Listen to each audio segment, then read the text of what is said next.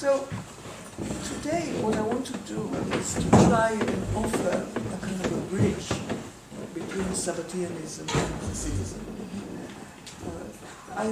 I'm progressing chronologically, so I've left Hasidism to the end. Although you've already heard a few comments here and there about Hasidism in reference to Sabbatianism. And I must tell you that in the history of my own work on these topics, I started from Hasidism and only then went backwards to Sabbatianism. And maybe that's why the two are so fused together in my mind. You know, I can no longer see the one without using the reference point of the other, because the comparison is so striking. Basically, I would argue Sabbatianism is really anomalous. It is so unique in it. But I think it comes from a certain tradition, and I'll say something about it. And the astounding thing for me is why that tradition stops with Hasidism. Why it doesn't go on. It's a tradition that's not well documented, because nothing about women is well documented. But we have sufficient evidence, and some of it we've already mentioned in connection with a background to Sabbatianism. You remember we mentioned the activities, the religious activities amongst the conversos, which became very prominent because Judaism had no existence in the public sphere. There were no synagogues, there were no yeshivot, there were no Jewish books. So Jewishness, to the extent that the conversos maintained a connection to Jewishness, to Judaism, it was done at home. And it was mostly to do with domestic rituals, to do with food, to do with fasting, to do with the kitchen, So women inevitably became the source of the tradition for the generations after. And indeed this is confirmed as the Inquisition files reveal, to the extent that we can trust them, that it is very often that people who are brought to trial and confess penitence say that they learned to Judaize from their mother, from the woman in the family, even the men. So that to me suggests that there was already within that community, which then in the course of the 16th century and the early part of the 17th century is moving constantly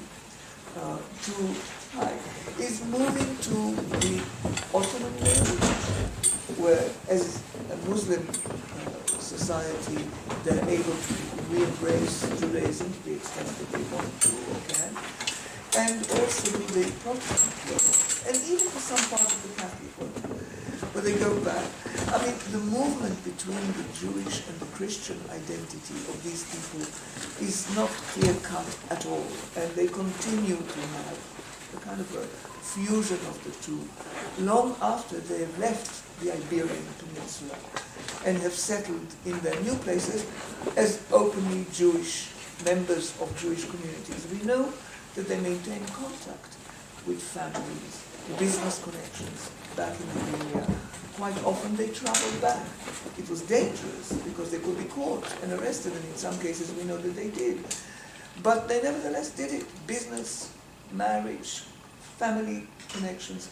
There is one case that has been relatively recently documented very closely by Yosef Kaplan on the history of one converso who moves to Amsterdam, settles in Amsterdam, where he has a wife and he has children, and he lives there for quite a few years.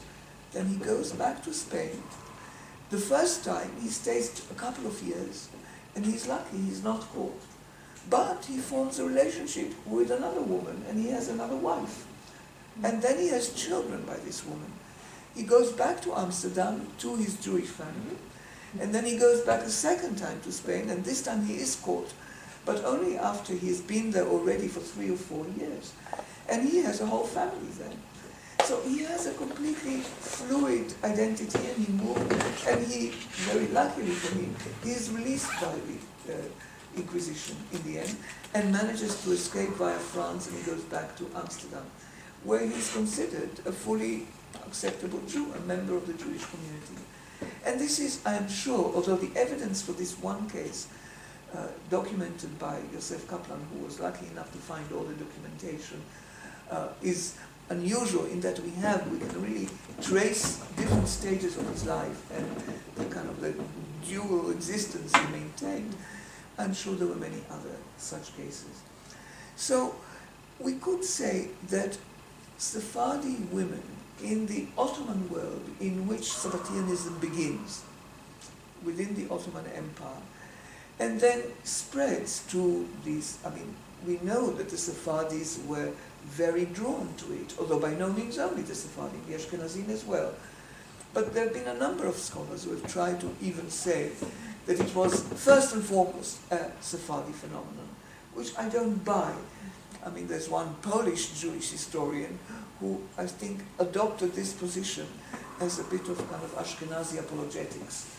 Well, Ashkenazim in Poland, they were smart, they didn't buy it, particularly after the apostasy of Sabbatai Tzvi, after he became a Muslim. The Sephardim, yeah, it was theirs. It's simply not compatible with the evidence we have of the degree to which it persisted in the Ashkenazi world as well. But that the Sephardi communities were very well involved is beyond doubt. And that's where it really begins, in the immediate milieu of Sabbatai Tzvi and many of his prophets in the Ottoman Empire, in Eretz Israel. Okay, so that's perhaps the first tier of a tradition of women being more actively involved in the religious life of people who are Jewish, who have a communal life of some sort, than they might have been before the expulsion and before the conversion. But there is another tier to this tradition, another stage of this tradition of women who are spiritually active. I can't remember whether I even mentioned it. If I haven't mentioned it, then it certainly belongs here. And that is the personal diary, mystical diary of, did I mention it in class, of Chaim Vital. Did I mention it in class? Yeah. Chaim Vital was a Sephardi, and he was the most prominent, perhaps, disciple of the greatest Kabbalistic teacher in Safed in the 16th century, Isaac Luria, the Ali. And it is really through his recordings of the teachings of the Ali, who himself wrote practically nothing, that we have the bulk of the Ali's mystical teaching. There were other disciples and sub-pseudo-disciples who also wrote down teachings of the Ali, so there is a wider corpus of Lurianic, Isaac Luria's teachings, than only Chaim Vital. But Chaim Vital wrote extensively, and is considered the most reliable, authentic by many Kabbalists. Now, Chaim Vital wrote a mystical diary, which is a very unusual thing in Jewish culture. We don't have a tradition of writing mystical confessions, mystical autobiographies, mystical, such as we do have for many of the Christian mystics and from some of the Muslim ones as well. We have some autobiographical paragraphs in introductions to works, or incidental autobiographical remarks. But as a genre, it really doesn't come into itself until the 19th century as a literary genre. So Chaim Vital writes it clearly for his own personal use. It's not meant for publication. It survived in a unique manuscript, a single manuscript, and it was not published until 1940 by a scholar, Mm-hmm. So it was not part of the circulating literature that Jews would have been aware of. The astonishing thing about it is it contains a lot of information that Chaim Vital just writes as a matter of course, without needing to explain or to apologize for or to justify, about women in his own immediate environment. And the immediate environment during the period of the diary, which begins in the 1570s and goes into the first decade of the 17th century. And they're all, it's like a diary, it's got dated entries. Tuesday, such and such of the month, that year. He records it like that. Yes, Javier? When you talk about the diary, it is Yeah. When it was published, it was called the Book of Visions, but that's not the title he gave it, that's Eshkoli's title. The Book of Visions, and it is available now in English translation as well by Moshe Feinstein. Now, the astonishing thing is that in those dated entries, he describes the women in his environment in Safed. He lived in Safed for several years during this period, in Jerusalem, and in Damascus. He travels and spends some time in Damascus. The last years are from Damascus. In all these places, there are women whom he describes as prophetesses. And there are women he goes to consult. He himself regards himself as a prophet. And you can see from his personal, private entries, descriptions of what he feels and what he thinks and what he has experienced, what prophetic revelations he had in dreams while awake. He obviously is full of a sense of his own messianic quality. But he goes to speak, and prophetic quality, he goes to these women to consult them. And sometimes he says, what this woman said was absolutely true. It all came true. And in one occasion he says, she was right and I was wrong. And the kind of prophetic women that he describes are several types. One very common, and this is a practice that is already described in the Talmud and apparently remained alive in the tradition, though it's a practice of women and we don't hear about it anywhere. And this is to have a bowl of water and to drop some oil into the water. And then you look at the oil when it is floating on the water and you see the future or the past. You have visions when you look at it. It's like looking at a crystal ball, you know, there are various other similar, looking at mirrors, looking at shiny surfaces. These women also, different type of prophetic revelation that he describes and validates. You know, he doesn't go out of his way to say, look, these were women and nevertheless. No, it's part of his natural environment.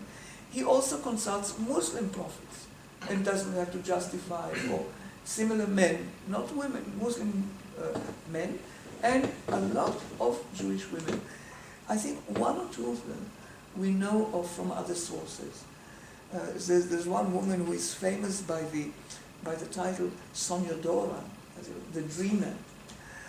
And she has a reputation, and she appears in a few other works by other people. She clearly is a historical figure, and she can tell, she has visions in her dreams, and when she reveals them, they prove to be right. And she has a very good reputation as somebody whose visions are authentic and real, and they come true.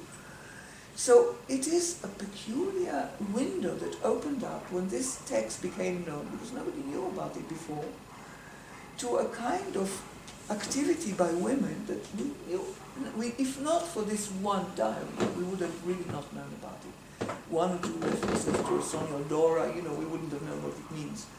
But from Chaim Vital, we can see that this was part of his environment, and he regarded it as perfectly natural. No need to explain, no need to justify. So my sense is the communities where he lives, I'm tempted, although I can't be sure of it, that this is perhaps a product of that conversa tradition, because the environment in which Chaim Vital lives, Eretz Israel, Jerusalem, Safed, and Damascus, are part of that inundation by conversa immigrants who are coming back to Judaism, who are in touch with families back in Spain, back and forth. He has the whole final part of this diary is a succession of encounters with people who have just come back from Spain, from Iberia, people who described. One of them is a doctor practicing as a physician back in Spain, but he's back here. Correspondence with them, some fantastical stories about things he reports from the royal court, this physician. They're clearly very connected. So this world, even though there's some Ashkenazim there, and not all the women he describes are Sephardi, some of them are probably Oriental, native to the area, without the experience of Iberia. And one or two we know are Ashkenazi from their names. But the majority are Sephardi, and even if they're not, it is Sephardi culture that takes over, that almost completely wipes out local practices in the places where these Sephardi conversos arrive, the Sephardi immigrants arrive. So that, I think, together with the earlier phenomena we described from around the time of the expulsion, around 1500. You remember the little girl Ines of Herrera, 12 years old, who is burnt at the stake, goes to the altar in 1500, but who creates a movement of women, who are waiting to be, she prophesies the Messiah has come, they're waiting to be transported to Eretz Israel, to be married by young men, Jewish men who are waiting for them. I'm inclined to think that there's a certain continuity there. I can't prove it conclusively, but it's very plausible. Another mode of prophetic activity by women that Chaim Vital preserves for us has become the subject of a book by Yosef Chayes, and this is possession, spirit possession. Women who are described by Chaim Vital as being possessed by the spirit of a man. But the curious thing is that they are exorcised. They have techniques like the Catholic Church has for exorcising people who are possessed. This woman, while she is possessed, is shocking everybody because the spirit that has come to be inside her and in whose name she speaks publicly, she stands up publicly and addresses the community and makes speeches, is the spirit of a dead Chacham. And what is he telling them? He's telling her, and she is telling everybody else, what all the secret sins of members of the community, including the rabbi, sexual sins, all kinds of secret things that people did and they thought that they would get away with it. And basically she is calling them to repentance. So she has a message. The redemption is around the corner, but you've got to repent. You've got to repent of sins, and look, that's what you owe. You've done that, you've done that, you've done that. So this is causing a scandal in where she says it, but it is the possession, it's the spirit, not her. She's finally successfully exorcised, and the astonishing thing is, she remains a public figure. She now goes up and preaches sermons of repentance, which are authoritative. People are scared of her and respect her, and she is a focus for the call for repentance, better than Chaim Vital, as he says. She is effective, she is listened to. So very dramatic reports about these activities told in this kind of casual way by Chaim Vital.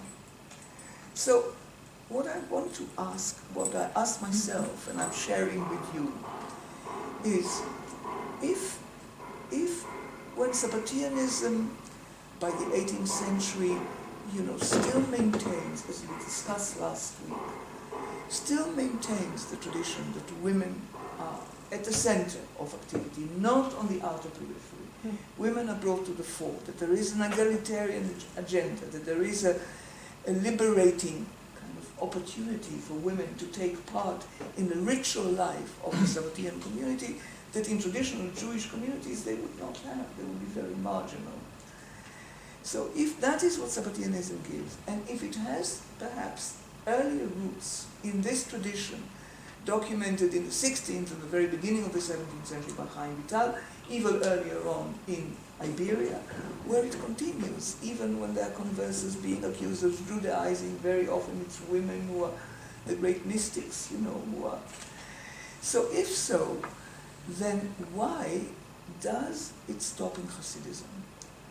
Hasidism, I'm telling you, I'm kind of taking the cat out of the bag, although I've already suggested it before, that my opinion is that in Hasidism, the door is shut. This door that opened in Sabbatianism is slammed shut.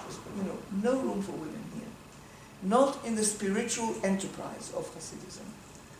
So this is what I'm going to try to share with you today, my thoughts about what happens that leads to that. So I won't repeat the observations about what Sabbatianism made possible, but I would tell you that Sabbatianism, precisely because it comes to be recognized by the people who were hunting it, by the opponents of Sabbatianism, by the rabbis who campaigned to get rid of it, to excommunicate them, to wipe them out, to, leading in Poland, for example, leading to Jacob Frank and his followers converting to Catholicism, to get away from the rabbinic persecution of them. Not entirely, but it is certainly a serious factor in leading them to this mass conversion to Catholicism. In the minds of contemporaries during the 18th century, certainly already at the end of the 17th and increasingly in the 18th century, when Sabbateanism becomes an underground sectarian organization, there are rumors about it, and you don't know whether people are being accused who are ostensibly respectable members of the community by the rabbis. Jacob Emden, for example, is exposing them. He is a secret Sabbatean. What happens is that in the minds of contemporaries, Sabbateanism is the hallmark of Sabbateanism. How can you tell Sabbateans? They are women. They become a hallmark of Sabbateanism. The great freedom to be actively involved in the Sabbatean project becomes one of the distinctive characteristics of Sabbateanism in the collective consciousness of contemporaries. And as you may remember from my first class, when I was trying to suggest to you that already in classical rabbinic sources, in the Talmud, in the Midrashim, woman means sex. Woman is body. In any rabbinic discussion, perfectly halachic discussion, if you have women present, it immediately introduces a note of sexual concern. You have to do something to prevent sexual concern. It doesn't matter if she's completely covered, if she's 90 years old, if she's not at all a sexual object, normally. Women's presence means sexual tension and the need to reinforce the gender boundaries that the halakha creates to prevent the men from being distracted by them. So once Sabbateanism is portrayed as first and foremost the sectarian heresy that released the women, that let the women come to the fore and speak in public and do all the things that men normally do and be treated as if they were equal members of the religious cult, this, I think, terrifies the rabbinic authorities. They are shrinking from it with horror. Now, we have explicit statements to this effect. I'll give you perhaps one example. This is from early in the 18th century, 1718. The author is a man called Leib ben Ozer, Leib the son of Ozer. He's an Ashkenazi Jew from Amsterdam. And he's a functionary of the community. He's the sexton, the shamash of the synagogue. And he left us an interesting manuscript, again published for the first time in the 20th century by half scholar, half politician, Zaman Shazar, who became the second president of the State of Israel. But he had scholarly interests and ambitions, and he published an edition of this text.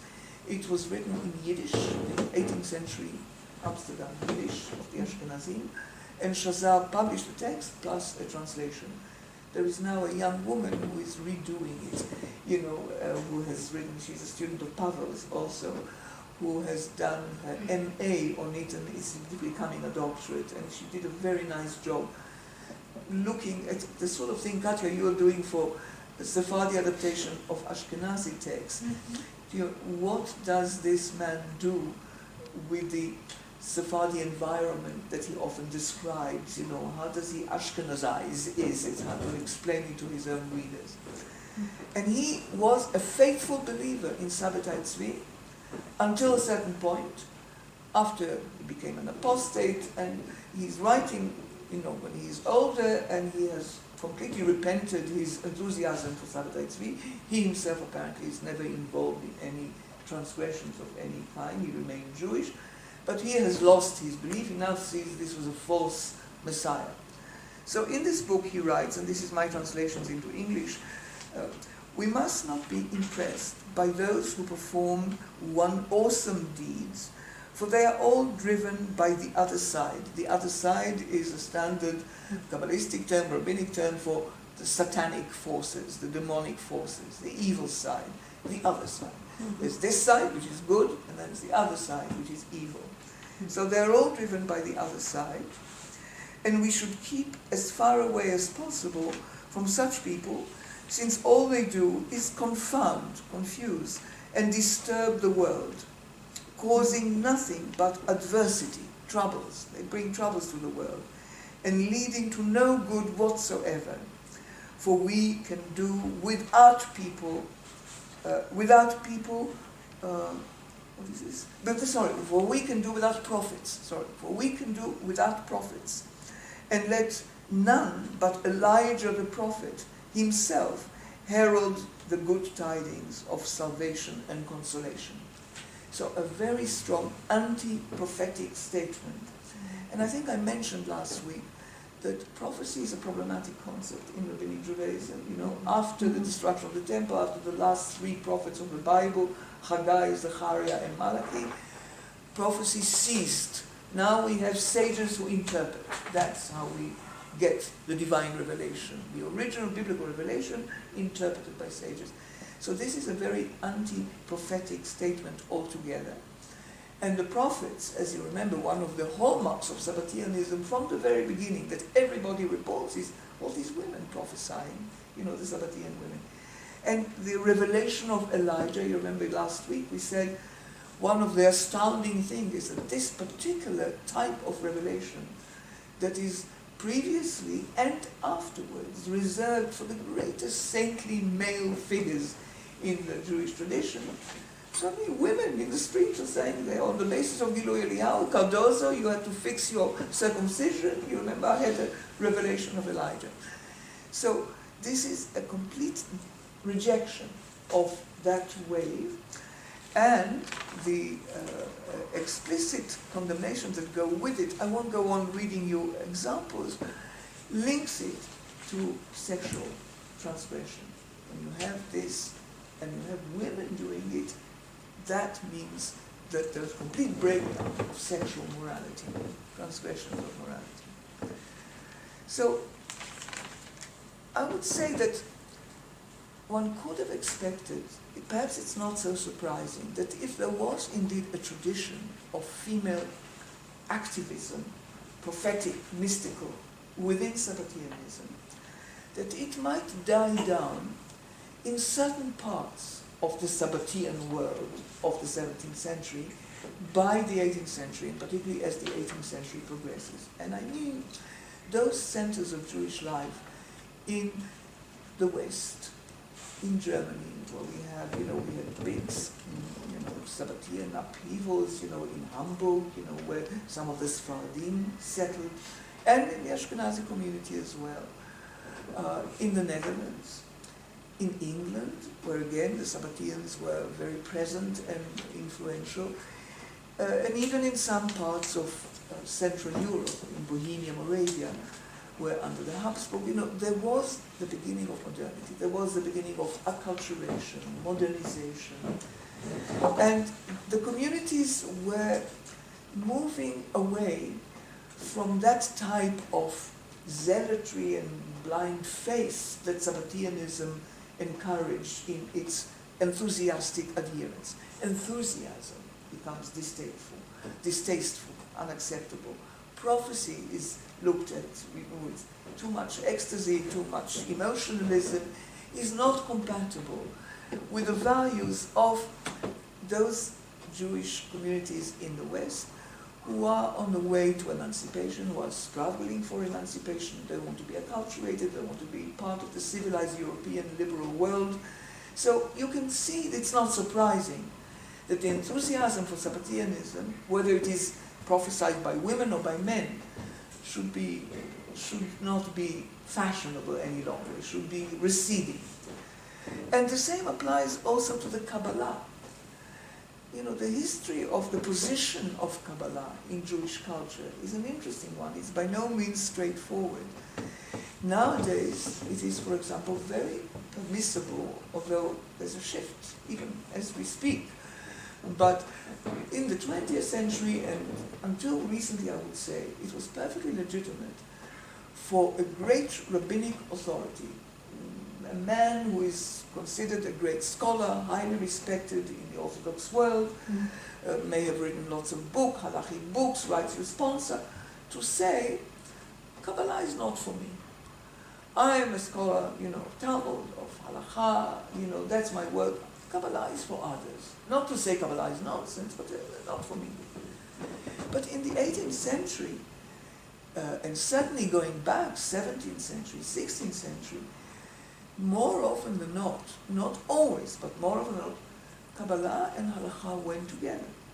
Perhaps the most striking example of this is Joseph Caro, another figure from Safed, the period where the Kabbalah in the 16th century flourishes, who is on the one hand a great Kabbalistic teacher, a teacher of the Ali, and on the other hand the author of the Shulchan Aruch, which is the last code of Jewish law, which is really what determines halachic practice to this day.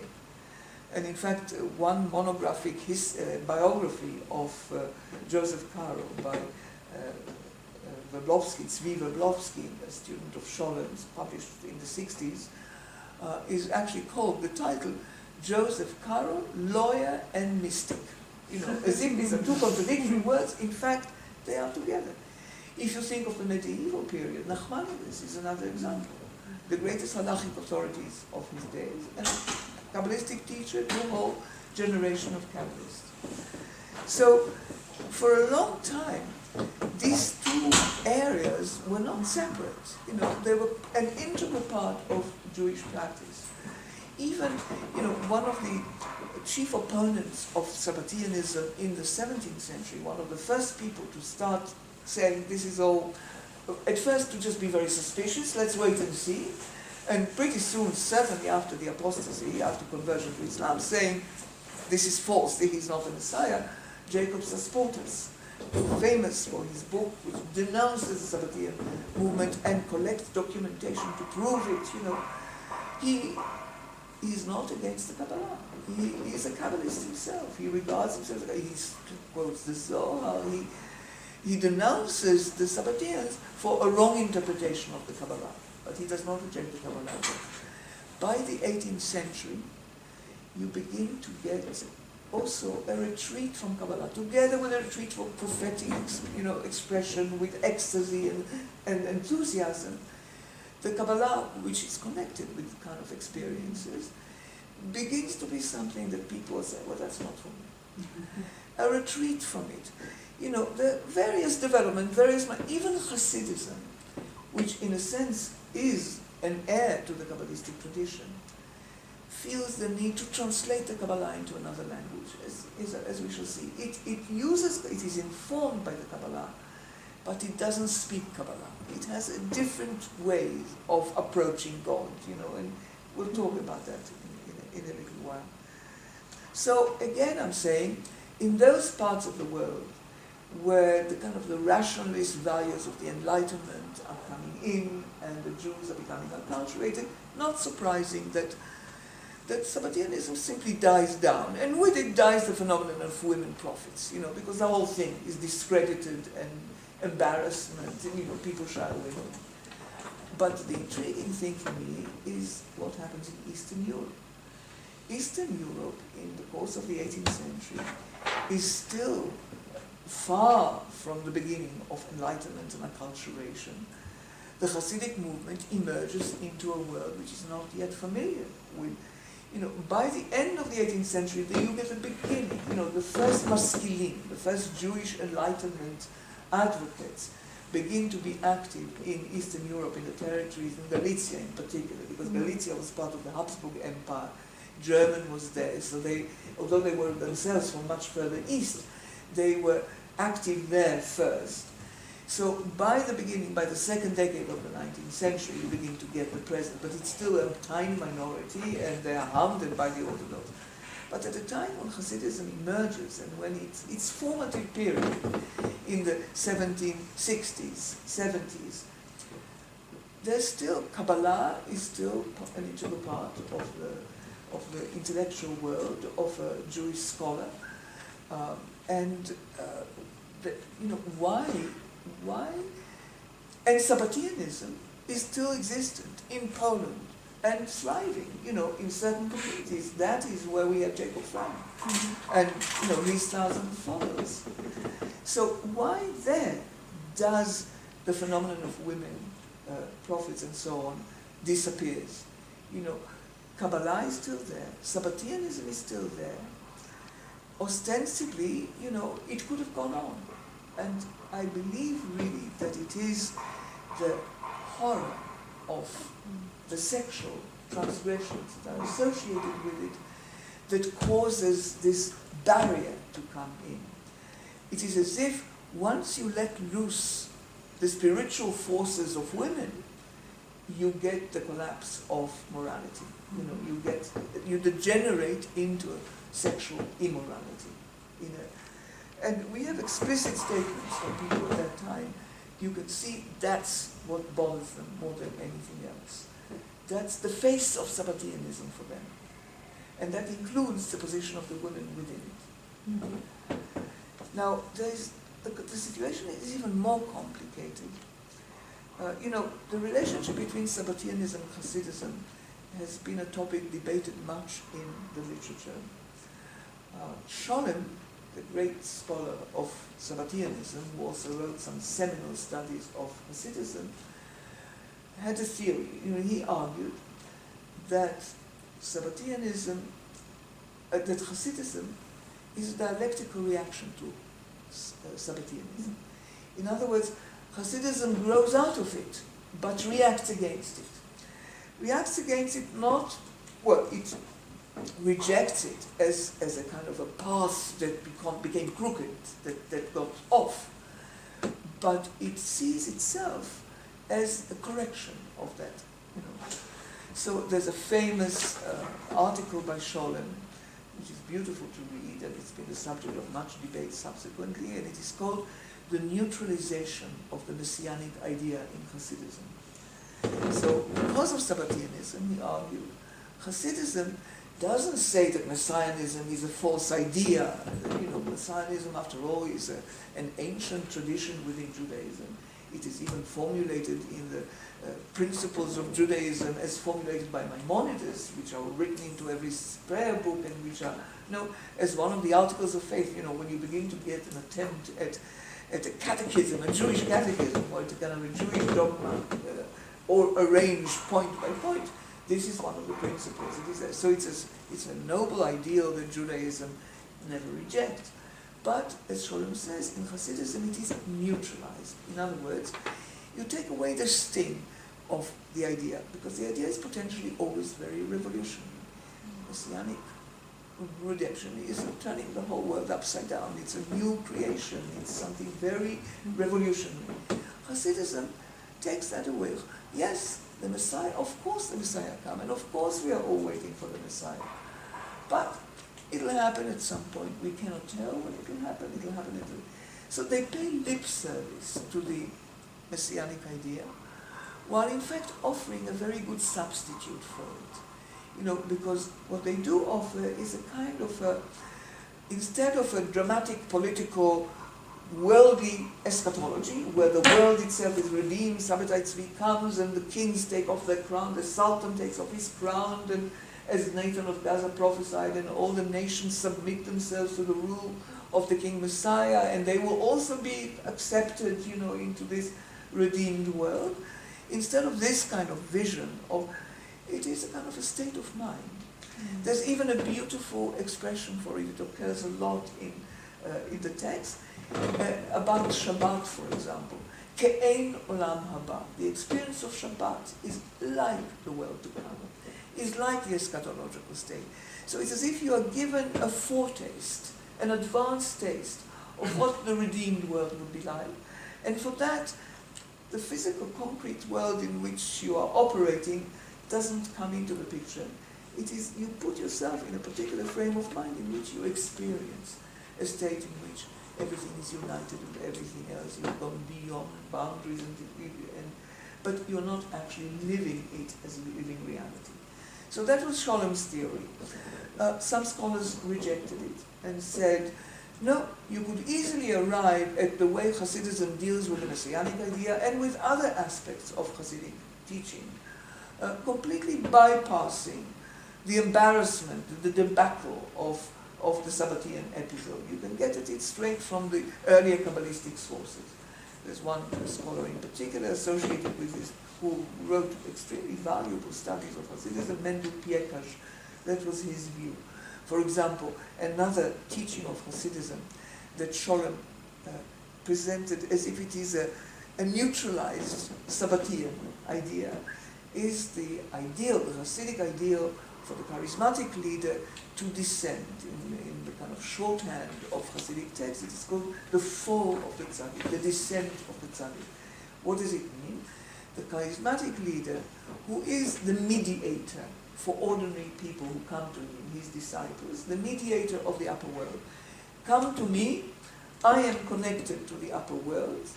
If you come to me and attach yourselves to me as my devotees, I will create a channel for you to reach the heavenly world, to have an experience of being one with God, that unity that is part of the vision of the eschatological future. So Sholem suggested that this idea that the tzaddik must descend, he must fall. Fall into what? Fall from his level, the natural level at which the Hasidic leader operates, the charismatic leader, is far above the level at which ordinary human beings operate. He is just a different type of human being, and he's open to the upper world, but he must periodically, deliberately, go down from that level to the level of ordinary people. And in some texts they say even beyond that, to go into the level of evil itself, in order to be one with the common people who need him. And he can then lift them. If he stayed up there, which is his natural habitat, up in it, he would not have any means of reaching them. So he has to go down. And in practice, what does it mean?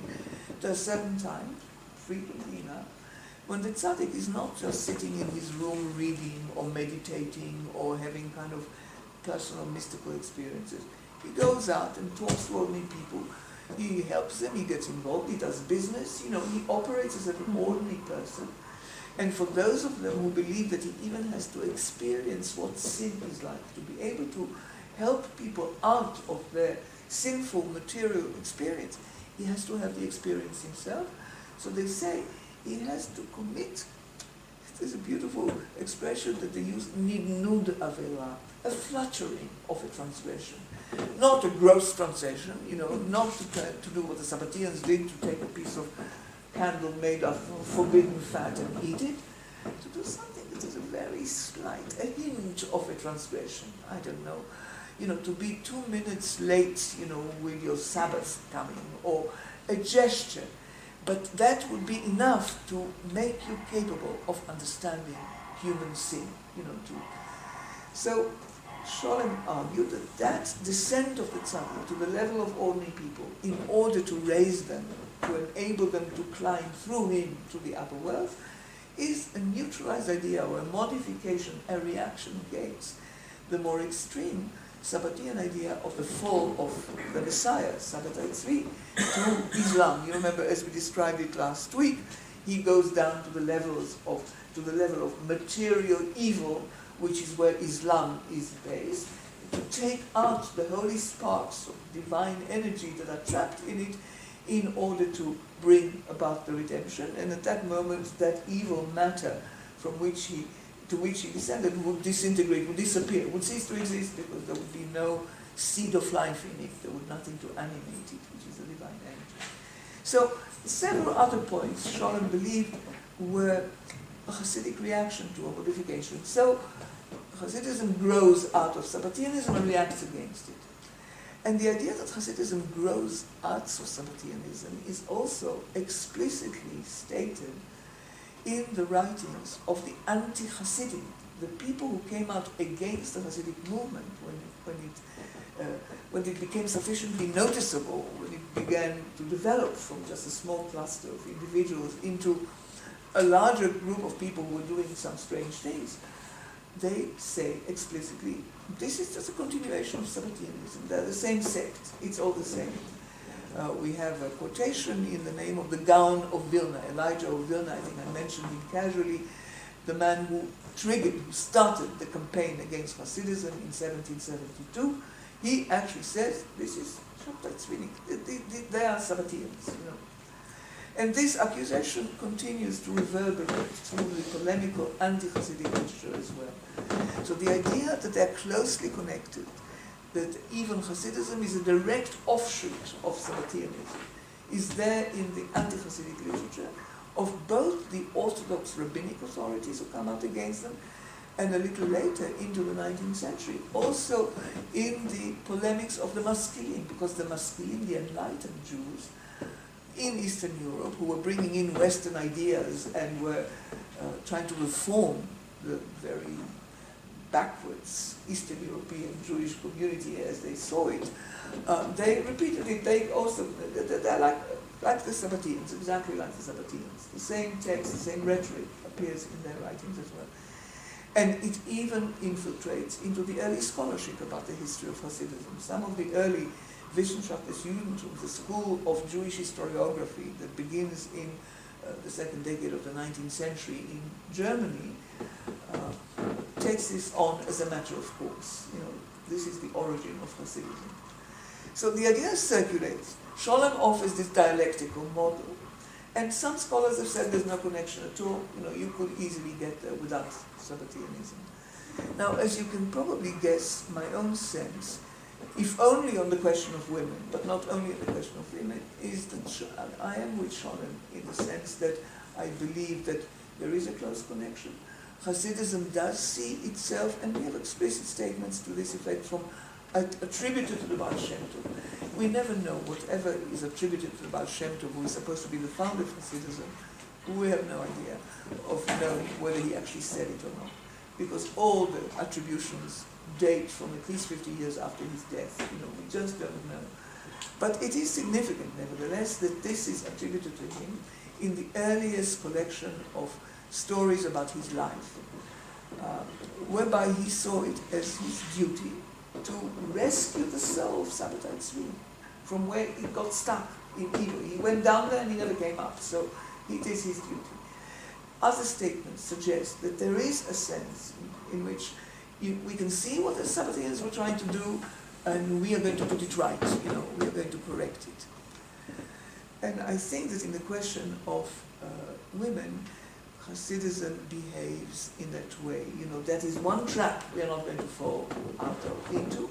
And blocking women out is a safeguard, because if you don't have women, you don't have the question of sex, you don't have the fear of sexual transgression.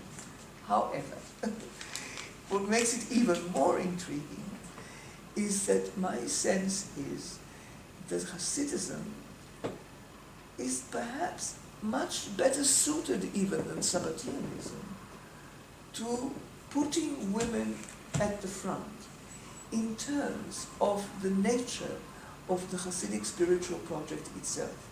I mean, it is very difficult to speak of Hasidism as having a single spiritual project or a unified Hasidic project, because Hasidism develops from the beginning in a very fragmentary way, very non-centralistic. There isn't a chief Hasidic leader, there isn't a hierarchy, there isn't a Hasidic pope equivalent. There isn't any channel or hierarchical channel of authority that determines what is right and what is wrong. So you get a great deal of variety between different Hasidic, different orientations, different temperaments, usually depending on the nature of the Hasidic leader at the time. I mean, even within a single school of Hasidism, within a single group, there are variations depending on the personality and preferences and style of a particular Hasidic leader. But to the extent that one can try to generalize or to extract a certain feature that in one way or another is common to all of them, and that comes as close as one can to defining the essential message of Hasidism, it is basically the exercise of converting that which is profane into that which is holy, converting matter into form, converting body into soul. You know, that dichotomy, that dualistic dichotomy that we spoke about in the first lecture, that governs so much of rabbinic culture subsequently, the aim is to unify them by means of transforming the base material, physical side and bring it over into the holy side, to sanctify the profane, to hallow the mundane, to make the material world that we inhabit, with all its imperfections and its cruelties and its injustices and its evil, into a holy place that is pure good. That's what the Chassid ultimately is trying to do. Which also means that the arena for action, the place where you operate, is here. That's your material, that's what you work on. You work on the material world to convert it into time and again. I mean, this is almost I have dozens and dozens of quotations where Hasidic masters are saying the purpose of man is to convert the profane to the holy, to turn the profane to the holy, which is a very noble enterprise. Now, if that is what you're going to do, if the basis of everything that you do ultimately is to convert body to soul, then what better embodiments of the material than women? Women who have traditionally been classified as inherently material, physical, sexual. They contain the highest capability for achieving your goal. Convert them into spirit. And yet Hasidism doesn't do it. And I'll give you examples of what it does do, how perverse it is, because the idea that the physicality and the sexuality of women is capable of being sublimated, capable of being transformed into something purely spiritual and holy, is there. They know it. But see what they do with it. So we have, I have a list of quotations. I won't bother. I told you, the essence, the purpose of the creation of man was to turn matter into form, statements like that. Okay, but I'll give you one very revealing statement I say by, but it's always attributed to, because about all the other Hasidic masters, and even to this day, we don't actually know what they said. We just know what the disciples wrote down you remember when they were translating it from Yiddish and writing it in Hebrew, because the tradition was that you write anything that is to do with Torah, with Revelation, you write in Hebrew, no matter what language it originated in. So this is what the Maggid of Medrash is supposed to say. This is in my English translation of it. If one suddenly sees a beautiful woman, you walk in the street and suddenly there's a beautiful woman. And you know what it is. If you walk in Mea Shearim in Jerusalem or in Bnei Brak, and a group of young, pious Orthodox men go, and you happen to be a woman, even if you're an old woman like me, and certainly a young woman, they look away. So if one suddenly sees a beautiful woman, one must consider the origin of her beauty. For surely, were she dead, if she was dead, you have to think of her, you have to, at that moment, to imagine her when she's dead, when her body is rotting in her grave and is being eaten by worms. So, surely, if she were dead, she would not possess this beautiful face, but rather would be utterly repulsive. Where then does her beauty come from? Where does it come from? It must come from the source of the divine, from the power of the divine, which suffuses her, which fills her, and endows her face with its flash, pink flash, and its beauty. It follows that the root of physical beauty is the power of the divine. And why then should I be drawn to a single instance of this power?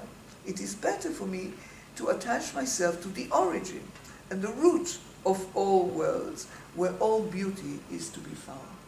Wow. So it is a mental exercise that Maggid teaches to his students. You see a beautiful woman.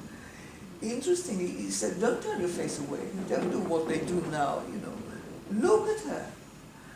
But immediately think to yourself, where does it come from? Imagine her rotting in her grave and how repulsive she would be, and then ask yourself, why is she beautiful nevertheless?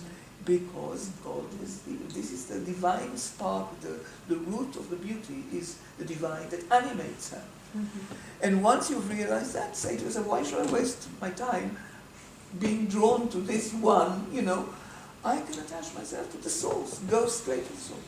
And then the woman that you encounter in the street becomes a vehicle for a rendezvous with God, for an encounter with God. She becomes a channel.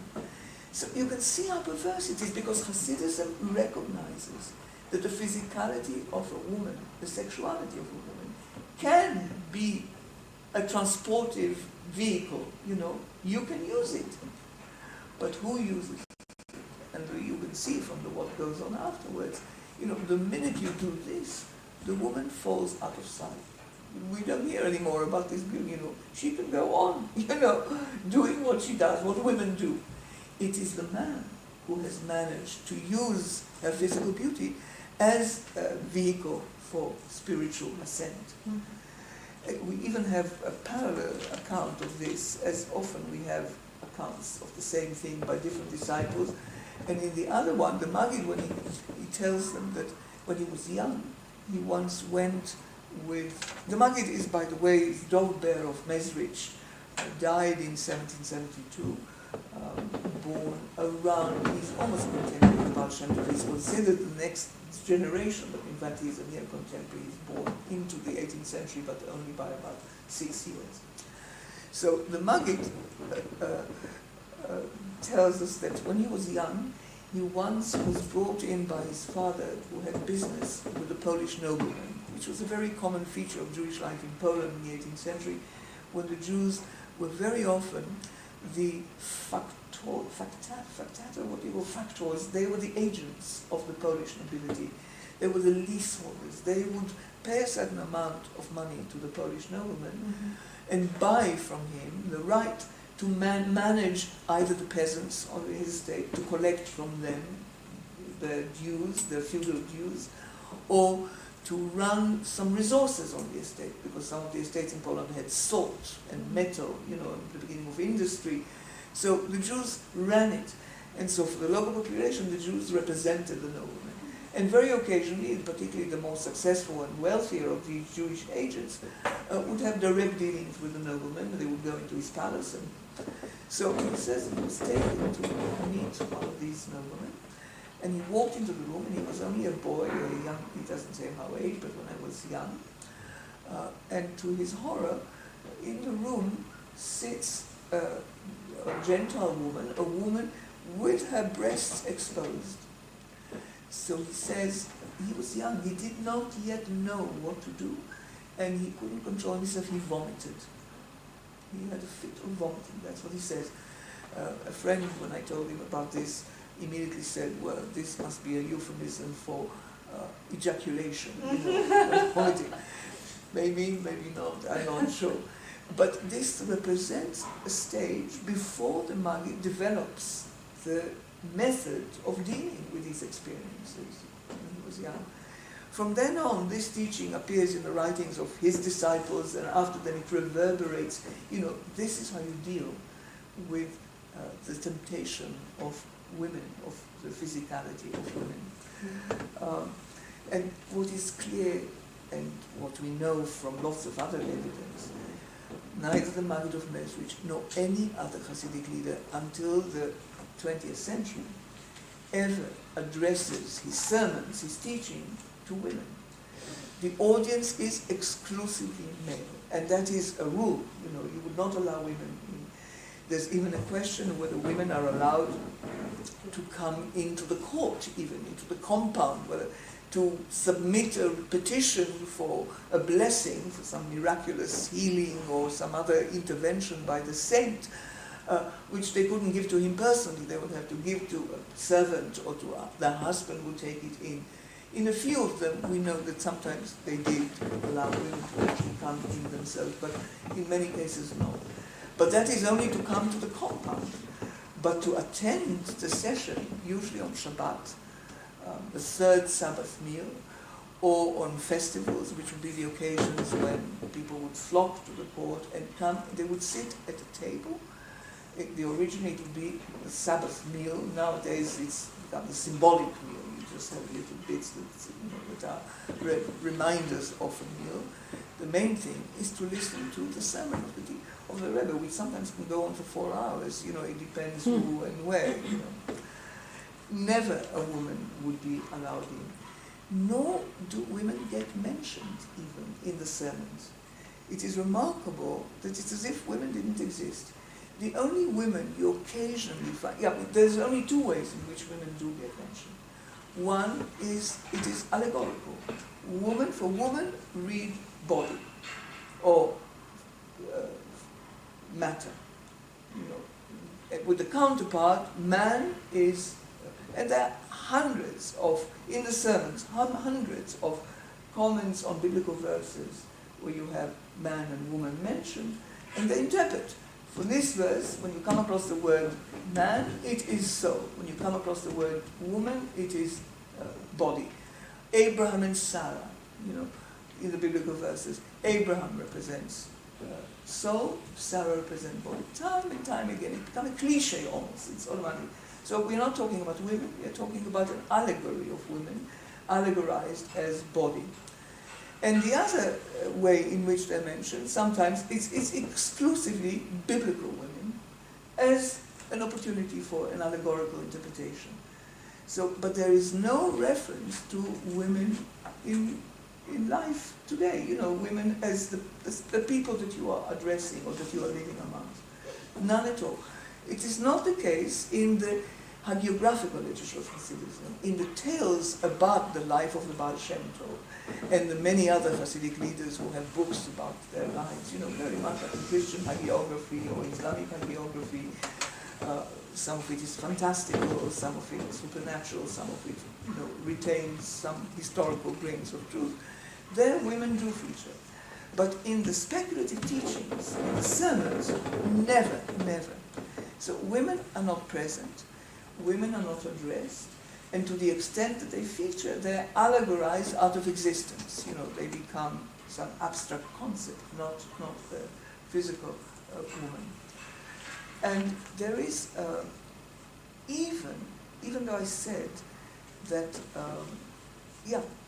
not only do women get allegorized as body, but there's even an appropriation of the concept of female, nekeva, or woman, isha, to the man's side, to the male ontology, inasmuch as the tzaddik, there's a very often a sharp distinction in the writings of many Hasidic leaders between the kind of the human constitution of a tzaddik and that of an ordinary person. I think I mentioned to you, it's almost as if, I don't know if anyone here has ever read the Kuzari by Yehuda Levi. I think that's where it begins, this idea.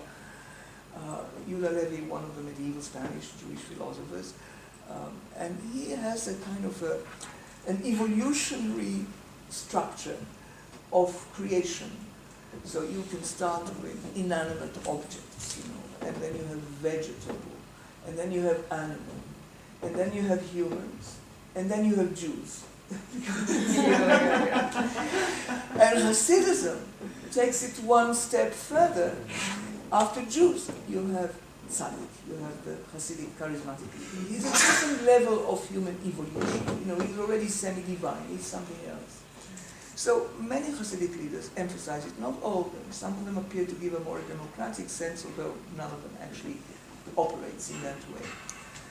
So what they do is they take the category of, the supreme category of the Hasidic leader, and they say there are some Hasidic leaders who are male, and there are some Hasidic leaders who are female. It doesn't mean that they're women.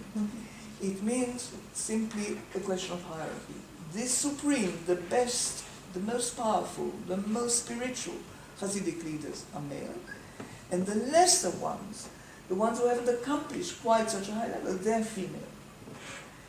Or they would say, and I think I mentioned to you the idea, the doctrine of the descent of the tzaddik, that Sholem said it was a neutralization of the Sabbatai Tzvi's descent to Islam.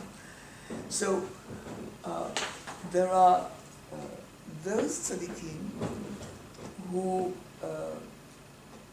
descend to the level of ordinary people, and they are not then capable of reascending fully, or they do not control the ascent and descent. You know, they are susceptible sometimes to unintentional descents.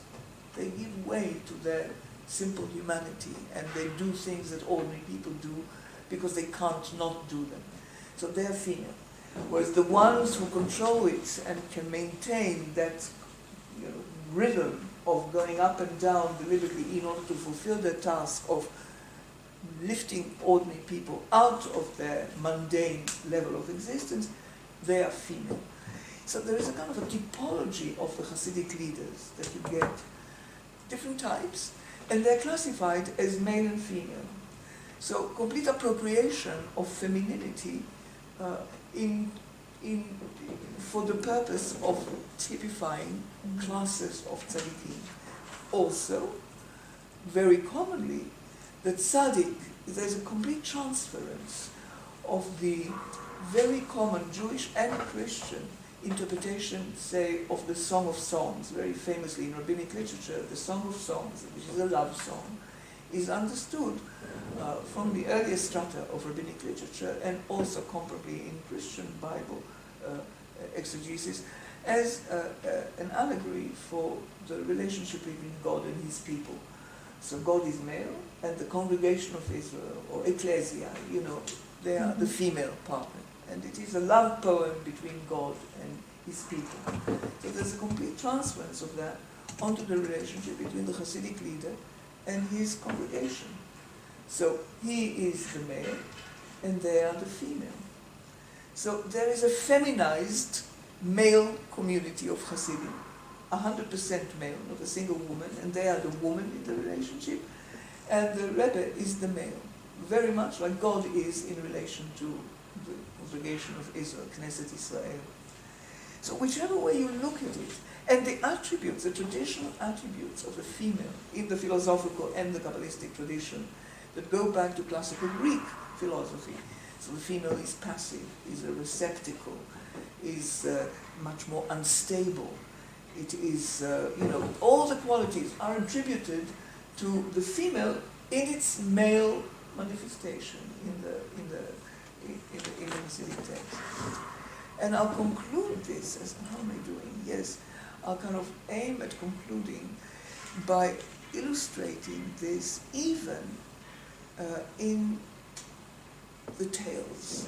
I said that in the tales women do appear, and sometimes they are said to be pious and righteous and generous and kind and fulfilling all the traditional Jewish female virtues. But we have, I think, a very telling picture of what goes on there from the book In Praise of the Baal Shem Tov, which is the first collection, Shivchei HaBesht in Hebrew, the first collection of tales about the life of the founder, as he said. He wasn't the founder, he didn't think he was founding anything, but he's construed as the founder, Israel Baal Shem Tov, the founder of Hasidism. And this is a story that appears there in two versions. And that I have to explain because Shivchei HaBesht, how did it come into being? It was first published in December 1814. The Baal Shem Tov died in 1760, so 54 years after his life, this book appears. 2 generations at least since his death. But it is based on, as we know from the introduction of the printer. We know who the printer was, we have a lot of information about him. He happens to have been a Chabad Lubavitch Hasid, a follower of the founder of Chabad Hasidism. Isai Yofe was his name. And he has a long introduction in which he tells us that he was a publisher. He published Kabbalistic books, he published other books, he even published a book which has been described as the first novel about Sabbatai Tzvi, at about the same time as he publishes In Praise of the Baal Shem Tov, because the publisher needs to make money, and he publishes books that he thinks would sell. And this was a good story, a good juicy story that he publishes. So he says in the introduction that he obtained a manuscript which was put together by somebody else. He doesn't tell us who it is, but we know who it is. On the basis of what he collected, he heard stories told by people who knew the events, who heard the events, who witnessed the events. And he says that manuscript was very badly put together, very badly written, terribly badly organized. So I, the publisher, have reorganized it, re-edited it, have added some stories that relate to it, that don't belong in the original, and I'm offering you a much better product than the original manuscript that I got was. And we know more or less, we know who the original editor was from another source, and you can see that the traditions that he assembled, that person who put together, also had been circulating already for quite some time. The assumption is, we can't be sure, the manuscript probably was created or completed in the 1790s. So about 10 years maybe before the publication of the book. And the man who put it together was an old man, and he had collected stories that were circulated, because the stories often begin by oral, delivery. People tell stories. So he recorded stories that were circulating in his milieu about the Baal Shem Tov and about some of the Baal Shem Tov's colleagues, disciples, rivals, and events that connect to him. Now, in the final product, as produced by the printer, you have sometimes, you can see, a version of a story that appears twice. Because you get the impression that there was a version of this story in the manuscript that he edited, and instead of deleting it, he leaves it, but then he offers us the same story in his version, which is much better. For us, yeah. Right? Yeah. So we can't be sure of it, but in a few cases it is so obvious because the plot is exactly the same, the people are exactly the same, it's just told slightly differently. And one of them is the one I want to offer you as kind of capturing what I think was going on at the time when Hasidism was emerging on the scene in relation to Sabbatianism. So one of the stories that appear very early in the book describes how the Baal Shem Tov was revealed as the great man that he was. Because his biography, his hagiography tells us that for the first 36 years of his life, he lived incognito. He was not known to anybody. He behaved deliberately like a simple, uneducated man. Even worse, he married a woman, a divorcee, which immediately means less valuable on the marriage market, second time round, but a woman who belonged to an elite family. She was the divorced sister of a very famous scholar and Kabbalist, a member of an elitist group of Kabbalists, Gershon of Kutov, who becomes his brother-in-law. And we have several tales in the book that describe the relationship between the brothers-in-law, before the Baal Shem Tov became the person that he became, the kind of the great luminary that he became. And you can see from the tales that the brother-in-law, the brother of the wife, who at first objects to this marriage because the Baal Shem Tov is a simple man who has never studied, he's not a Torah scholar, he doesn't know how to behave. Nevertheless, the woman insists because she has had insight, and so she wants to marry him. And so there are several incidents where you can see that the Baal Shem Tov embarrasses his brother-in-law greatly in public. Once he goes into the synagogue together at a festival, I can't remember which, and the Baal Shem Tov goes and sits on the eastern side of the synagogue, which is traditionally reserved to great scholars, to respectable people. And Gershon, the Gershon of Kutov, the brother-in-law, that's his natural place. But he certainly doesn't think that his brother-in-law should be sitting there, and he's very embarrassed that people see, because he also comes looking like a peasant and behaves like an uneducated, crude man. On another occasion, he appears to be performing a halachic transgression, a minor one. And again, Gershon of Kutov is mortified. It's so embarrassing that his brother-in-law should be seen in public to be doing something wrong. I won't go into it because it's complicated. He's mortified. So you can say this is a classic feature of a hagiographical tale, to emphasize how surprising the revelation is when it finally comes about, because it begins with the opposite, somebody you would not expect to be doing anything of the kind.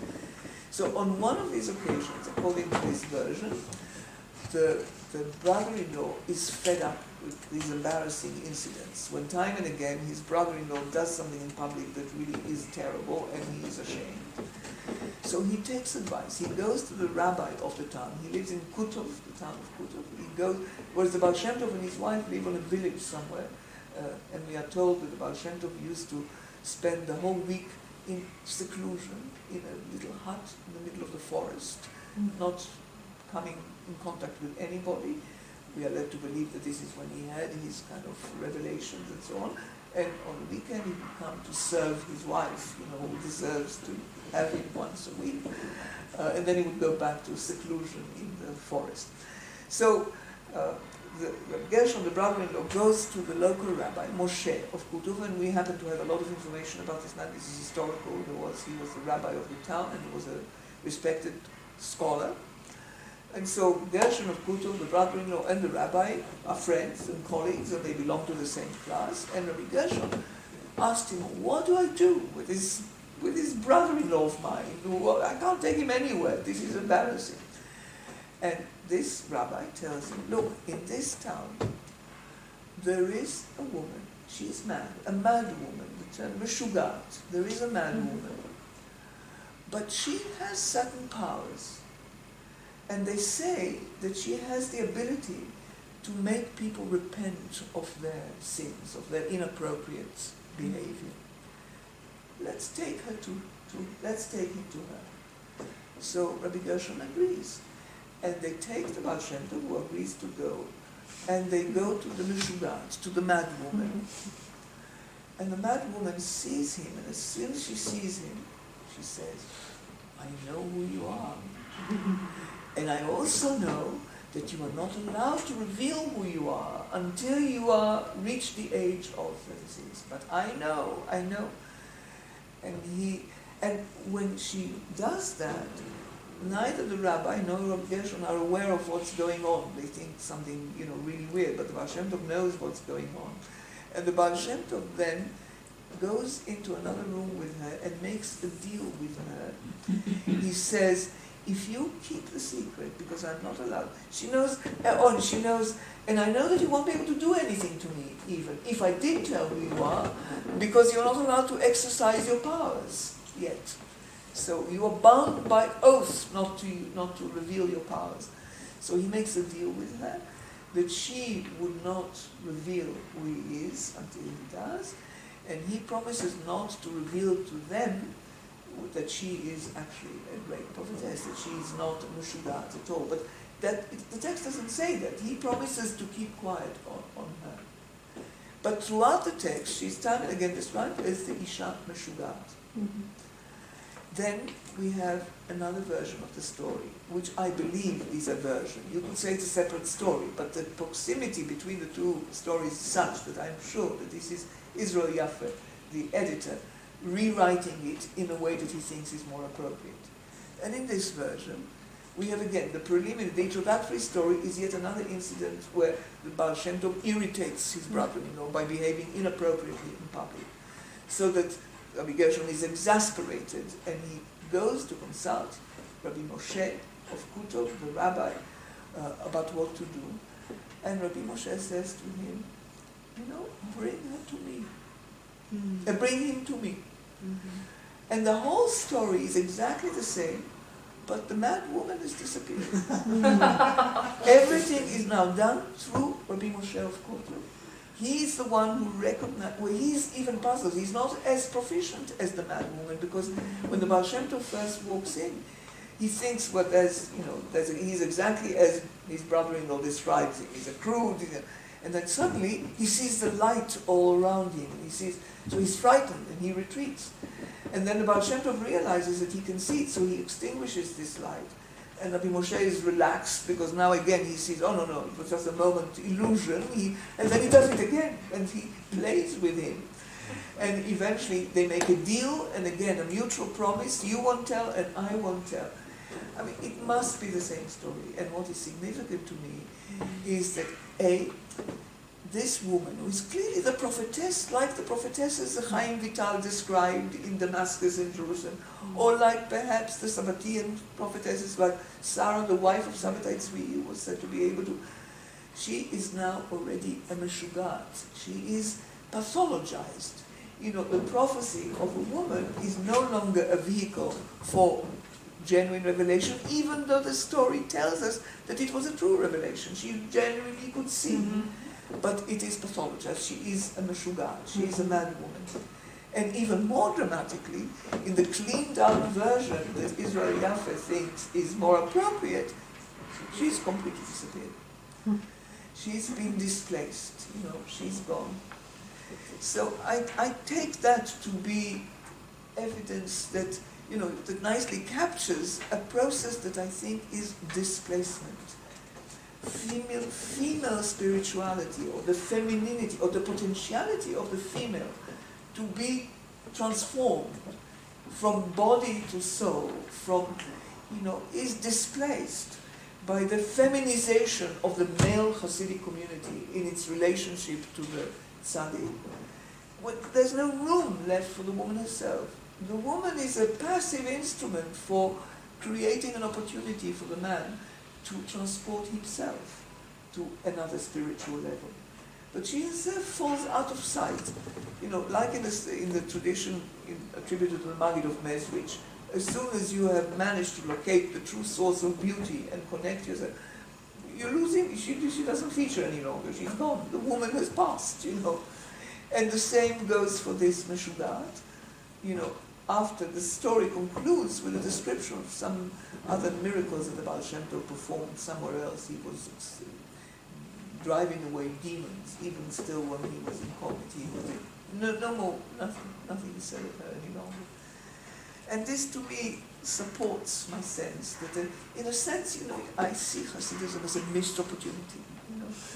Because if ever there was a religious orientation that was conducive, that lent itself to the utilization of female spirituality as a genuine and legitimate part of the collective project, Hasidism shunned it, ran away from it. And I think it ran away from it because of the memory of the scandalous stories about the presence of women in Sabbatian communities and what that inevitably leads to.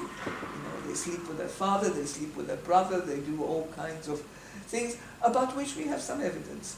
Problematic, as we said last week, but sufficiently corroborated by some confessions of repenting Sabbatians and by some descriptions in the Frankist sources, of ritual transgressions that are sexual in that nature. So I think that's the bridge I would like to offer between the two movements before I come on Thursday for my last lecture to finally share with you my views of Hasidism in this much more directly. And it'll be more my attempt to dismantle a myth that has been circulating for a long time, that I was the first person to touch critically, and which nowadays has become a subject of a lot of debate and more work, and has stimulated very good, new approaches to a topic that nobody ever even considered, including me in my earlier career. Never thought it was worthy of even touching, because what is there to say about women in Hasidism? There's nothing about women in Hasidism. So I'll tell you about this next week. Now, any questions, any responses? You know I enjoy them, so please do, yeah. What about the role of music in those women? Well, we don't have any evidence of women performing music. We have a lot of evidence of men performing music. In Hasidism, this is a domain of men. You know, men, Hasidism uses music quite a lot. It is part of the strategies for inducing ecstasy, Yes. together with alcohol, you know, and clapping in some cases, you know, certain things. In fact, interestingly, a very orthodox Hasidic friend of mine, who belongs to the Kali dynasty, he was visiting me in London, and he had his laptop open, and he said, I'll show you some music. He's very interested in the tradition of Hasidic melodies, Hasidic music, entirely men. And he said, I'll show you, I've got some recordings, you know, they're really interesting. And he turns on the computer, and the first thing that comes was magical, hypnotizing. It was a group of men clapping rhythmically, and you could see the ecstasy rising. You could see it was hypnotizing. You know, the rhythm got faster and faster, and the clap. It was Muslim. It was a Persian Sufi ritual. And then he opened the Hasidic one, and you could see it's, you know. So music certainly plays a very significant part, but women have nothing to do with it. To this day, you know, some modern Hasidic movements which use video and TV to, you know, to record rituals and gatherings and addresses by the Rebbe, would often have a choir, but it would be a male choir entirely. Yes. I would like to know if in the Hasidic stories, the Madwoman would be a prototype, or just we have many examples of the Madwoman, or are there? You know nothing about this particular woman, and I don't. Is that what you said? Yeah. I mean, I don't even know if the story is true. It's just important that it features in that way. That's how a woman is presented. Yeah. A woman with prophetic powers. But there are because before you mentioned that there are also in the stories. There's some women who are pious and good. Yes, yes, yeah. So do you have some proportions of this? No, right? No. Nobody studied that like very much, like the woman in the. Yeah, no, there are a number of scholars who are working on the depiction of women in the. Yeah. I mean, I think the first one to do that, in what I thought at the time, was very naive, because it just took everything that it said to be that's how it was, which you can't say about these stories. Was Verses, who was a great scholar, Shmuel Verses of Eastern European Jewry. No, I'm confusing. Verses did something else, but this I'll talk about tomorrow. Sorry, I'm confusing. No, it was the man who is the author of what is to this day the best textbook we have about the Hasidic tale. And he died a few years ago. And Gedalia Nigal is his name. And the book exists in English translation. It was originally published in Hebrew. And he was very naive, so he was the first one who wrote an article about the depiction of women in the Shivchei HaBesh.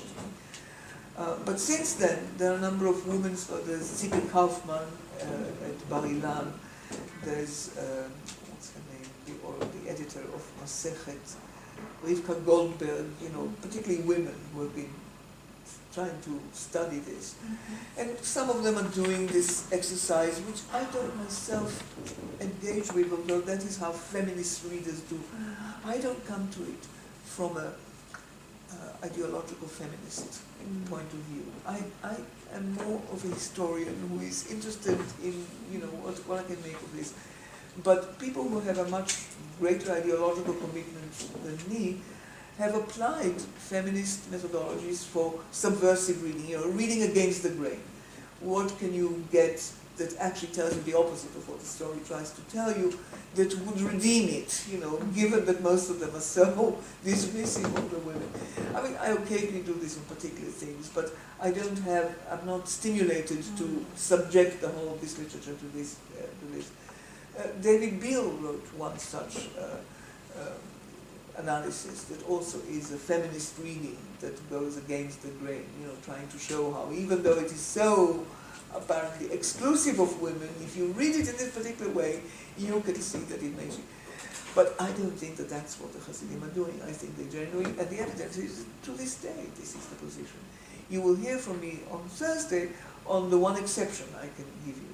And there's a certain kind of, particularly in Israel, there's such fermentation now in the Orthodox and ultra-Orthodox community from the women. And I personally do believe that if ever there's going to be a real change in halachic kind of traditions that govern to this day the life of so many Jews, it'll come from the women. There's really a lot of energy coming, and they want to learn, which they have not been allowed to do, and they fight for it, and they do, and slowly, even amongst the Orthodox, they're not yet women rabbis, they would rather die than let them, but there are women pleaders, women, all kinds of titles they give to women who actually study halakha and are experts, much more expert than many men, who can give advice to women under certain limitations. Something will happen eventually, I'm sure. But in the Hasidic world, it's still, only for men, women are out of the picture. But the one exception I'll talk about, which is Chabad, where there has been a deliberate and clear agenda of making the women full-fledged Hasidim. And that's quite radical, and they're controversial. Chabad has been controversial on other fronts as well. And this is one of them. Other Hasidic groups criticize them for it.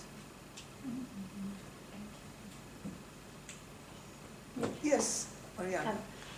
And what about women related to tzaddikim? Yes. Daughters, Yeah. wife? Yeah. And you're absolutely right, and we'll talk about it next week. Okay. But you are completely right that, what I will try to show you on Thursday, is that there are two ways in which women can exercise power in the Hasidic world. One is the illegitimate one that I'm sure happened in reality, but which Hasidism would do everything it could to squash, to stop. And that's the emergence of a woman who actually wants to function as a Hasidic leader. And there is the one case of the maid of Ludmir, I mentioned it already, and we'll talk about it on Thursday, a woman who tried to do this, and I believe, even though when it first was discovered, brought to the attention of people at the turn of the 19th and 20th century, it became a kind of a success story, as if this, a woman who achieved it.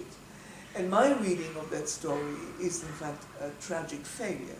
It is maybe up to a point an exception that confirms the rule. And in the end, she dies in anonymity, and from the moment she is forcibly married, her following disappears. So the virgin, this is something that already we saw in Sabbatianism, where there's a recognition.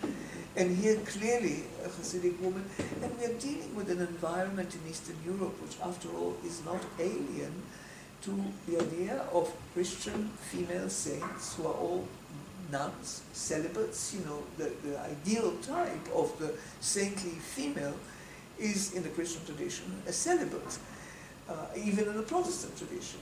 Or even, a virgin, you can remain physically a virgin, and you can acquire the status of a virgin after you've been married and you've had children, but you withdraw and then you become like a virgin. So that is very alien to rabbinic tradition. We saw it in Sabbatianism, and we see it in the case of this maid of Ludmir, and there are a few other cases that I mentioned or will mention again. So that's the illegitimate model. But the other one, the one that Mariana, you rightly sensed is there, is the women related to the household of the Hasidic Rebbe, and they are a legitimate model. And they indeed do exercise a lot of power. It's different in nature from the Hasidic, but there is no doubt that they become very powerful and that people flock to them and seek their blessings, and we'll talk about this. Yeah, but you touched on exactly the right point here. That is one of the ways in which women are featured, not just in the stories, but we have reliable traditions, from the 20th century, describing women who died almost in our own time. And to this day, I must say, I went once. I've had the experience of being in a Hasidic court twice in my life. I'm not myself, I'm a woman, so I wouldn't be, and I'm not in the Orthodox world.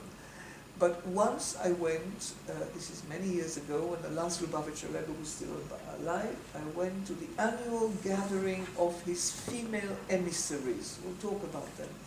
In New York, in Brooklyn, where his headquarters, 770, the building where he... And this was an astonishing event for me, because he was there in the traditional position at the table, a white cloth, he was standing and delivering a sermon. Most of the women couldn't understand a word of what he was saying, partly because his voice was already quite weak, and partly also because it was Yiddish, that is very difficult, full of quotations from sources. There were about 3,000 women. It was like in a pop concert. It was extraordinary. The atmosphere was ecstatic. The women were, did you see, he just looked here, did you see his eyes, did you see one to another? It was extraordinary. So I was in a position of kind of a Hasidic female follower of the Lubavitcher Rebbe, but the other time was in a much smaller Hasidic school, Tzanz Klausenberg, where I went together, I was in Jerusalem for a year in a group of scholars studying Hasidism in the Institute of Advanced Studies, which was wonderful. I had all the immediate people I want to talk to and share with, in rooms next to me for the whole year. So if I had a question, Moshe, can you tell me? And we had certain kind of expeditions to relevant places, and one of them was to a place in Israel called Kiryat Tzanz, the Tzanz town, where this particular Hasidic school actually have settled in near Netanya, if you know the geography of Israel. They have their own little town, which they run completely, and they also control a big regional hospital, Donolo. They run it, they own it, they control it, it's run in a very orthodox way, and they're very proud of it. So we organized a visit, an official visit of a group of scholars to this Hasidic group to see how it operates now. And I remember that when we arrived, I was the only woman member of the group. The others were as usual. So the men were led into the yeshiva hall. They have a binyan, a building in the middle of this town, which is the yeshiva. And they had three of their prominent men take us on, hosting us, explaining to us officially. So all my colleagues, the males, sat in, and I was told to go outside, and I was told to stand behind a window, and I couldn't even hear properly. I could just see what was going inside, and halfway through, one of the men inside, one of the men also came and brought several kind of boxes, cardboard boxes piled up, and put them in front of me, so I wouldn't even be able to look through the window. But then I did manage to go and kind of listen at least. I couldn't see anything, but I could listen. And the nice thing also was that these three men, who each in turn addressed us, the first thing he said, and they spoke beautiful Hebrew, Israeli Hebrew. By now they are all completely part of the Israeli society. We were all Professor such and such and Doctor such and such. And so he said, there's one thing I have to tell you right at the start. Hasidism is doing very well. It doesn't need any doctors. So they were treating us with contempt, basically. Anyway, then they took all my male colleagues, the boys, as I call them, they took them on to see the yeshiva hall, and they said to me that if I wanted to, the Rebbe was away. The Rebbe himself was in Canada, raising money, I think. But they said to me, the Rebbetzin is here, his wife is here. Would you like to meet her? I said, yes, please. I mean, I have something to do. So they made me an appointment, and I went upstairs. They have an apartment above the yeshiva, and that was a very instructive experience, because first of all, I was surprised by the look of the apartment. I had a kind of memories from childhood visiting an old family relative who was ultra-Orthodox, and the house was dark, and it was not very nice, and it was ugly, and it didn't smell nice, and it was, I don't know, this was a beautiful room. It had a cupboard with all kinds of expensive gifts that had been given, ritual objects of silver and so on display. It had paintings, which surprised me, not just portraits of great sages, but oil landscape, you know, neutral topics, but and it was very tasteful.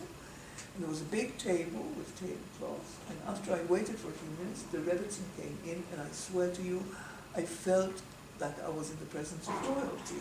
It was as if I had an interview in Buckingham Palace with the Queen, you know, something this woman radiated. She was a queen, and she knew it, and she behaved like a queen. And she's extremely intelligent, and spoke fluent Hebrew, fluent American, you know, she was highly educated and articulate, very nice, you know, unlike the men who told us we don't need any doctor. She was interested in what I do and what I've written, and she told me a little bit. I was so honored, you know, and I could see the magic is there, you know, something of that kind of atmosphere that institution does create a sense of. And these women often were extremely powerful, and we should talk about this more on Thursday. Mm-hmm. Any more? Javier? Yeah, I have two comments, questions. Yes, please. First one, I think this is very interesting what you say about Vital, yes, the prophetesses, all these women. Because I never thought, I have to check it.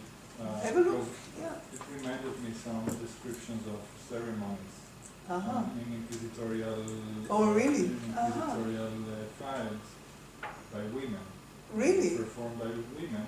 But I don't know if that's exactly the same, but at least... Well, it'd be very interesting, yes. When we, or when people who studied these files never thought about any special profile of those women. Oh, how interesting. I would like to know about this. Women who are described as having these kind of powers, who are by the... Power, I mean, so that's one of the questions. To what extent this is... because I was thinking, in the same way as we cannot fully trust inquisitorial files. Yeah, we can't trust it. Constructed by the inquisitors and by people who is really very hostile. Sure. To what extent Ein Vital description of these women, he's building an image of these women. This is why to what extent he's objective. I know. Well, I think because that's precisely why I emphasized that first of all he was writing it for himself. It was not designed for publication. It's a unique one manuscript, not disseminated even in manuscript. Also, what is so striking is the matter-of-course way he describes it. He doesn't invest any effort in either building them up or in apologizing for the fact that they are happening, that they are something anomalous. It doesn't seem to him at all extraordinary. It's part of what is available in his immediate environment. You go to a Muslim magician, you call him what you like, you know, who can look at something and divide, and you would listen and take seriously what he tells you. You can go to one of these women. Some of them, as I said, use techniques, you know, old ancient techniques of observing, looking into certain shiny objects in particular, oil or glass or water even. And some of them just have visions and they report them. He doesn't dwell on it. He doesn't say anything about this. You know, so I don't think he has an invested interest in presenting a case. He is preferring, basically what he's interested in is what these people can tell him about his future, about his quality, about his proximity to the Ali, how faithful he is to the Ali, about whether or not his hopes for his own messianic kind of future would be fulfilled, because it's clear that he had fantasies about his own messianic role as well. You know, my impression is that that diary is exceptional in that it yields information very incidentally. So there is no attempt to construct something. There's no agenda. But I would be very interested if you have in the Inquisition files references to women penitents or women who are being or confessing who are credited with supernatural powers. That could be constructed because we know that Jews in the Middle Ages anyway were credited with magical powers and were feared, and they poison wells and they can do all kinds of supernatural. But it would be interesting if there are women who are described as professionals, for example, like these women clearly are. These are professional. You can call them soothsayers, fortune tellers. You can call them witches. You can call them sorceresses, or you can call them prophetesses. He calls them prophetesses. Yeah, connected to that also to Vicar, came also to my mind that I was always struck by the fact that there are 3, 4, by the same years of Medical's diary in the last third of the 16th century. There are descriptions of encounters between friars in Palestine, Spanish and Portuguese friars with Sephardi Jews, and this is a kind of literary genre of travels. Right? The friars are going on pilgrimage, or they're living there? They are going on pilgrimage, and they just go back to Spain or to Portugal. And they publish the account of the travelogue. Yeah. And so one of the facts that always struck me was the fact that women, Jewish women, they play an important role in this description. Oh, so that, very interesting. That they are always, most of the descriptions of encounters between friars and Jews are with women. With women. Not with men. Like you. How interesting. Pure chance.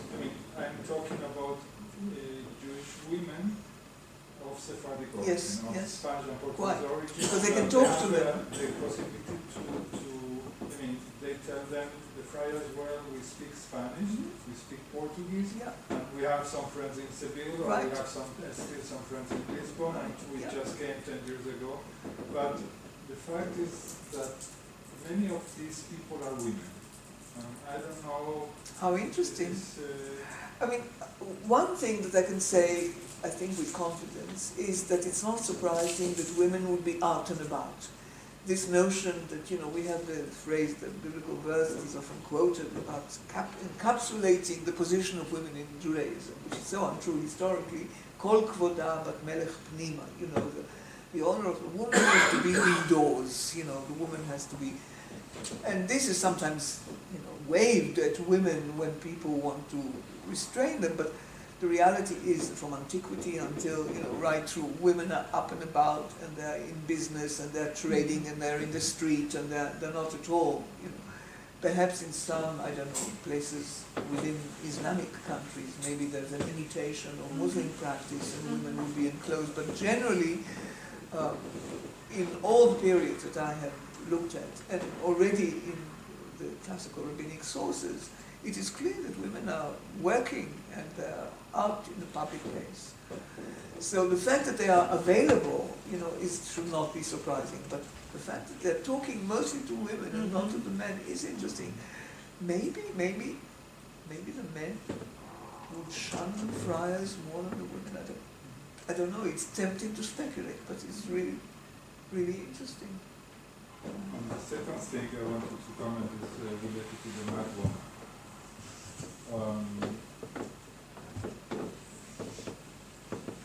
Listening to your presentation, to your historical, one could understand that there is a transition from this prophetess to the Madwoman. Yeah. Right? But I've been thinking the distance between prophetess and Madwoman is very... Of course, mystics are described as mad, and we have a beautiful study by Tzvi Mark of Nachman of Braslav, and what he has to say about madness. And madness for him is a positive attribute. Madness is a way of breaking out of the boundaries of rational thinking, of normal behavior, which can be viewed as a positive spiritual development. But the description of this meshugat in the story is beyond. The term meshugat is used in a derogatory way. There's no question of it. I don't think that they're speaking of her as Meshugad as a term of reverence. Also, Shifrei Habesh, in the very first introduction, or by the editor, not by the printer, describes the situation. The editor and the printer each write an introduction which is interesting in terms of the development of Jewish historiography. Both of them apologize for presenting the readers with an ostensibly valueless book of stories. Why? Stories are history, and history is rubbish. History, there is a Jewish tradition that, can be evidenced, for example, in what Maimonides said about history. Maimonides said, history is something stupid that the Gentiles do. They write histories of battles, kings, go and battle with one another. History is not. A Jew has better things to do with his time. So both of them still share this depreciation of historical narratives as a genre, and they apologize for the book being written like a history book, because indeed it's a book of stories, it's a biography, as it were, the fact that it has horrible supernatural elements and so on is besides the point, but that's the structure, it's a historical narrative. So they say, don't think that we wanted to write history, which is not. It's just that we felt, and the editor says, this is the earlier one, the one that probably puts the manuscript together in the 1790s. He says, we have reached a time, in our time, faith is beginning to break down. People have lost the capacity for pure faith. We had, in the past, people believed, and we would not have needed these stories. But we now think that the stories would help restore people's faith in the piety and power of great personalities. And one of the descriptions that they give of what the past was like, when things were good, when belief was still there, they say, well, in the past, there were men who used to flog themselves to death. There were men who mortified themselves in such a way that there was nothing left of their body, to sustain them. And there were Meshugaim, and he described Meshugaim, who wandered about doing very weird things. And it is very difficult to know whether he chooses these three things as positive or as negative depictions of the past, because these are not exactly what one would expect a pious Jew to, a Hasidim, on the whole, step away from extreme asceticism. The Baal Shem Tov offers, instead of self-mortification, which the Kabbalists were prone to and often engaged in very extreme ways, he says it is enough to have a ritual mikveh, ritual bathing, symbolizes all this.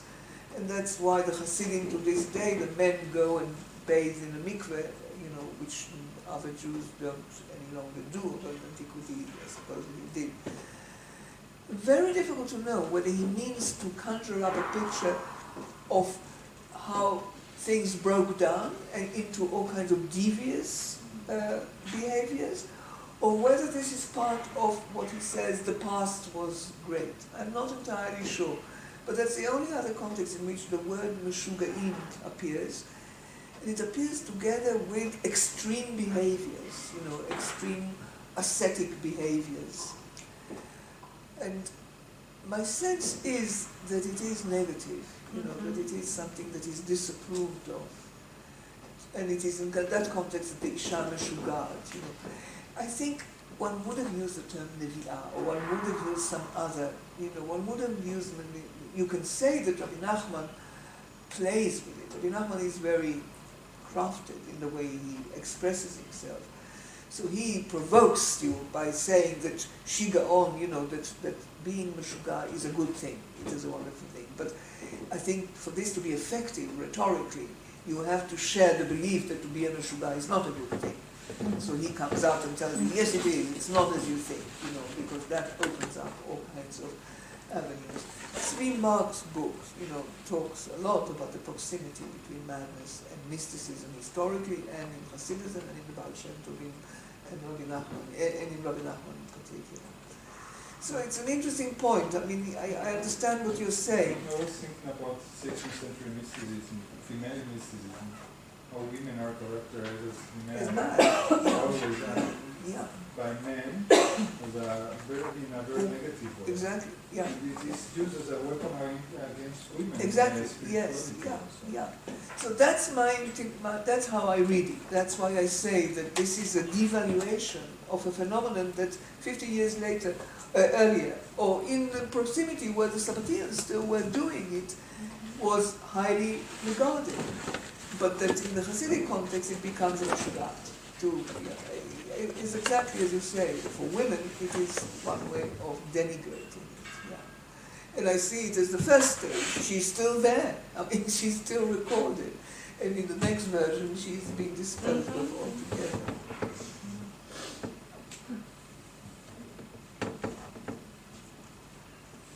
Anyone else? Okay. So far, so good. Thank you. Yeah.